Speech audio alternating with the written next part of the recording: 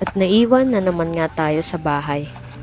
Siyempre, hindi naman pwedeng umupo na lang maghapon. Kagandahan ng mahilig ka magluto, hindi ka magugutom.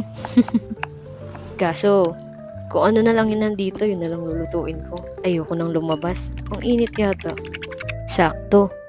Meron kaming dalagang bukid sa rep. Gawin na lang nating sarsyado.